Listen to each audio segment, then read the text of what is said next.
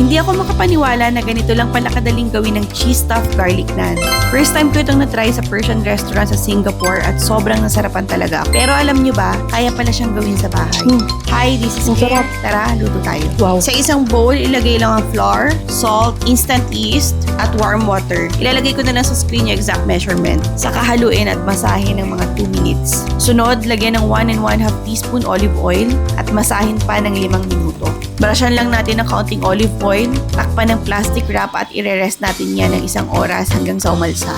After an hour, ipupush down lang yan para lumabas yung hangin. Hatiin sa 4, bilugin isa-isa. Hindi ko na naipakita pero i-rest pa ulit ng 10 minutes. Huwag kalimutang takpan para hindi matuyo yung dough.